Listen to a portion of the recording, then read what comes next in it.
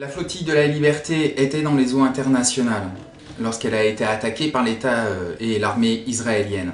Les articles de loi sont très clairs, les États n'ont pas le droit d'intervenir dans ces eaux-là, voilà, qui se situent à plus de 12 miles de la côte.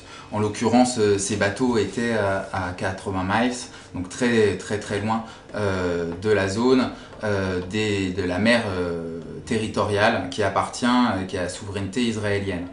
D'autant plus que les bateaux étaient constitués de civils et avec un but humanitaire. On peut évidemment conclure que l'attaque n'était pas une réponse à une menace contre l'État d'Israël, mais c'était une attaque délibérée, volontaire contre un convoi humanitaire, c'était un acte de piraterie, à moins que bien sûr l'État d'Israël, après avoir colonisé la terre, s'arroge le droit de vouloir coloniser la mer. On peut s'imaginer tout simplement dans un avion avec des pirates de l'air qui arrivent et qui tentent de maîtriser le véhicule par la force. Dans ce cas-là, les passagers se défendent, prennent ce qu'ils ont sous la main pour résister à cette violence. Est-ce que dans ce cas-là, on oserait dire que les passagers ne sont pas dans leur bon droit, que les pirates de l'air arrivés sont tombés dans un guet-apens? C'est ce qui s'est passé sur ces bateaux avec l'armée israélienne qui est venue et qui a attaqué le bateau. Les passagers ont fait ce qu'ils pouvaient pour répondre à cette attaque qui s'est passée sur les eaux internationales et ils avaient le droit de se défendre comme toute personne l'aurait fait dans cette situation. Alors dans cette phrase de Bernard Kouchner, il y a un amalgame très insidieux de deux notions tout à fait différentes que je vais détailler. La première question, c'est est-ce que l'objectif de ces actions était purement humanitaire ou politique et humanitaire? Par purement humanitaire, on entend des actions qui visent à secourir des populations qui sont victimes de catastrophes naturelles, par exemple des tremblements de terre ou des inondations. Par les missions qui sont politiques et humanitaires, on vise des actions qui sont destinées à des populations qui sont dans un état de dénuement, de misère, qui sont liées, elles, à des catastrophes d'origine humaine, par exemple des guerres, des occupations. Ces actions sont évidemment humanitaires, puisqu'elles visent à soulager des populations. Elles sont aussi politiques, parce que le fait de les faire reconnaît en elles-mêmes l'état de pénurie à laquelle ces populations sont contraintes. Donc cet aspect est politique. Et éventuellement à demander la cessation des causes de cette pénurie. L'aide humanitaire de la mission de la flottille de Gaza, elle tombe évidemment dans cette deuxième catégorie. Mais beaucoup d'autres actions humanitaires tombent aussi dans cette catégorie, et même beaucoup de missions humanitaires faites par M. Kouchner lui-même, qui était le roi de l'ingérence humanitaire, il ne faut pas l'oublier. Ceci étant dit, il y a la deuxième notion qui a été amalgamée à celle-ci, c'est est-ce que la flottille de la Liberté avait un objectif, qui donc est dans la catégorie humanitaire politique, était bien une mission humanitaire. Elle n'est pas la première à être allée à Gaza. Il y a eu 8 missions avant elle qui sont parties à Gaza depuis 2008, c'était même avant la guerre de Gaza.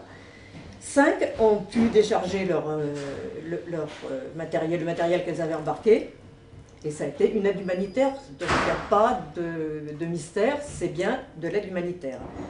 Les milliers de tonnes de matériel qui étaient sur ces bateaux, de la purification d'eau, du matériel de reconstruction pour les maisons qui ont été détruites pendant la guerre de 2008, des médicaments, tous les produits qui sont refusés par Israël à l'importation et dont les Gazaouis ont besoin bien entendu, ça s'appelle de l'aide humanitaire. Et dans les bateaux, en dehors de cette aide humanitaire indéniable, certains pourront prétendre qu'il y avait aussi des armes, mais ça c'est une vaste plaisanterie parce qu'un bateau ne part pas, surtout à destination de Gaza, sans que sa cargaison n'ait été vérifiée par les institutions du pays de départ. Et la Grèce, aussi bien que la Turquie, avait très soigneusement inspecté les chargements, et bien entendu, il n'y avait pas d'armes ou autres que le chargement humanitaire à bord. C'est un scoop, parce qu'une flottille qui a l'intention de se rendre à Gaza a évidemment des liens avec le Hamas. Parce que je rappelle au fin limier israélien que c'est le Hamas qui a gagné les élections législatives palestiniennes en 2006, que jusqu'à preuve du contraire c'est l'organisation politique majoritaire dans les territoires palestiniens et que c'est lui qui administre la bande de Gaza.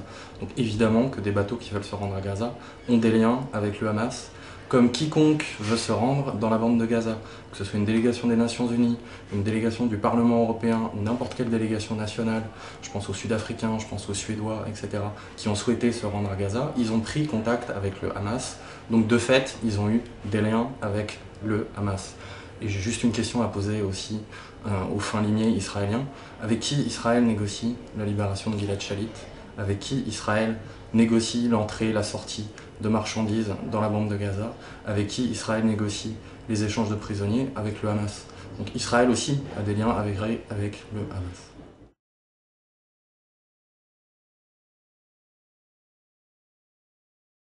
Ce que Benjamin Netanyahou dit est un grand mensonge.